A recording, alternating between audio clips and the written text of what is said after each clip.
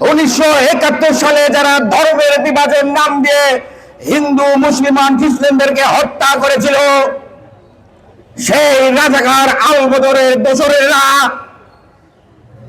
গতকালকে আমরা বিভিন্ন মিডিয়ার মাধ্যমে জানলাম যেভাবে নির্মম ভাবে সহিংসতার মাধ্যমে এই নিরাপদ স্থানে ইসলামী ছাত্র তথাকথিত ছাত্র নেতারা জঙ্গি স্টাইলে রাজশাহী বিশ্ববিদ্যালয় শিক্ষার্থীদেরকে পিটিয়ে আহত করেছে। মূলত তাদের উদ্দেশ্য ছিল বাংলাদেশে 1971 সালে বুদ্ধিজীবীদেরকে হত্যা করেছিল। তাদের লক্ষ্য থাকে বাংলাদেশকে কিভাবে মেধাশূন্য করা যায়। তাদের সেই লক্ষ্য নিয়ে এই লাইব্রেরির মতো নিরাপদ স্থানে, যেখানে জ্ঞান চর্চা হয়, যেখানে রাজশাহী বিশ্ববিদ্যালয়ের শিক্ষার্থীরা পড়াশোনা করে, সেই জ্ঞান চর্চা স্থানে এসে সেই জঙ্গি ছাত্র শিবিরের নেতৃবৃন্দ এসে রাজশাহী বিশ্ববিদ্যালয়ের শিক্ষার্থীদেরকে ছাত্রলীগের নাম দিয়ে মত তৈরি করে তাদেরকে আহত করেছে। মূলত উদ্দেশ্য ছিল তাদের হত্যা করা, হত্যা করে রাজশাহী বিশ্ববিদ্যালয় স্থিতিশীল পরিবেশ সৃষ্টি করা, রাজশাহী বিশ্ববিদ্যালয়ের পড়ালেখার পরিবেশ নষ্ট করা। এটাই ছিল ছাত্র শিবিরের উদ্দেশ্য। সংগ্রামী নেতৃবৃন্দ, শিয়া বাটার ও ভিটামিন সমৃদ্ধ লিলি বিউটি সোপ, তারুণ্যময় উজ্জ্বল ত্বকের জন্য। ছাত্র শিবির একটি অনৈতিক সংগঠন। তাদের নেতা জামাতের নেতাদেরকে দেখি হোটেলে নারী সহ গ্রেপ্তার হয়। তাদের নেতাদেরকে দেখি তারা তথাকথিত তাদের সন্তানদেরকে মাদকাসক্ত করে মাদ্রাসা শিক্ষার্থীদেরকে আহত করে। তারা গতকাল দেখলাম ডাকসুর তথাকথিত এক শিবিরের ছাত্র নেতা তৃতীয় লিঙ্গর এক হিজড়াদের সাথে ধরা পড়েছে। আরে ভাই, তোমার তো হিজড়াদের প্রয়োজন ছিল না। রাজশাহী বিশ্ববিদ্যালয়ে এতগুলো সন্ত্রাসী শিবির রয়েছে, তাদের সাথে তোমার তো ধরা পড়া উচিত। যায় না। গতকাল সাংবাদিক সম্মেলন নামে শিবিরের সন্ত্রাসীরা রাকসু ভবনের সাংবাদিকদেরকে হুমকি দিয়ে কথা বলে।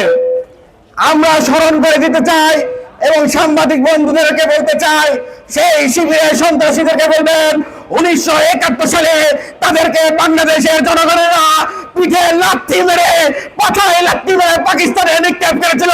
তাদের জামাতের আমিরদেরকে বাংলাদেশের মানুষরা আস্ত করে নিক্ষেপ করেছিল। সেই সকল নিষিদ্ধ সংগঠন ছাত্র শিবিরকে আপনারা ভয় পাবেন না। বাংলাদেশ মুক্তিযোদ্ধার দেশ, বাংলাদেশ লাল সবুজের পতাকার দেশ। এখানে বাংলাদেশে কোন 1971 সালে বাংলাদেশ বিরোধী শত্রুদের কোনো আশারা এই রাজশাহী বিশ্ববিদ্যালয় আমরা হতে দেব না। বন্ধুরা, সংগ্রামী নেতৃবৃন্দ এবং আমাদের প্রিয় রাজশাহী বিশ্ববিদ্যালয়ের শিক্ষার্থীবৃন্দ, আজকে আপনাদের এই মানববন্ধনে এই আয়োজনই প্রমাণ করে রাজশাহী বিশ্ববিদ্যালয়ের শিক্ষার্থীদের মেরুদণ্ড রয়েছে। রাজশাহী বিশ্ববিদ্যালয়ের শিক্ষার্থীদের বুকে দেশপ্রেম রয়েছে। তারা কোনো শিবিরের সন্ত্রাসী, যারা বাংলাদেশকে বিশ্বাস করে না, যারা বাংলাদেশের অস্থিতিশীল তৈরি করতে চায়, তাদেরকে আপনারা প্রত্যাখ্যান করেছেন। এই জন্য রাজশাহী বিশ্ববিদ্যালয়ের ছাত্রদলের পক্ষ থেকে আপনাদেরকে ধন্যবাদ জানাই। আপনাদেরকে বলতে চাই, রাজশাহী বিশ্ববিদ্যালয়ের ছাত্রদল আপনাদের বন্ধুপ্রীতম সংগঠন। আপনাদের সুখে দুঃখে সংগ্রামে রাজশাহী বিশ্ববিদ্যালয়ের ছাত্রদল আপনাদের সাথে ছিল। 2024 এখন অভ্যর্থনা আপনাদের পাশে ছিল। ইনশাল্লাহ এই শিবিরের এই অপরাজনীতির বিরুদ্ধেও বাংলাদেশ জাতীয়তাবাদী ছাত্রদল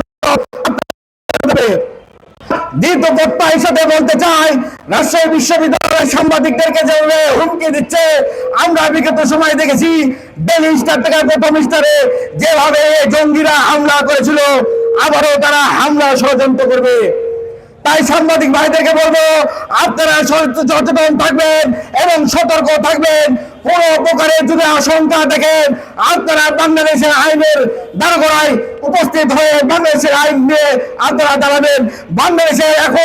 বাংলাদেশের মাননীয় প্রধানমন্ত্রী জনাব তারেক রহমান সরকার পরিচালিত হয়। এই সরকারে বাংলাদেশের বাক স্বাধীনতা রয়েছে, সাংবাদিকদের বাক স্বাধীনতা রয়েছে, সাংবাদিকরা লেখনীয় শক্তি রয়েছে। সেই শক্তিকে কোন শিবিরের জঙ্গিরা যদি রুখতে চায়, বাংলাদেশ জাতীয়তাবাদী ছাত্রদল সাংবাদিকদের পাশে থেকে সেই শক্তিদেরকে মোকাবেলা করা হবে। সংগ্রামী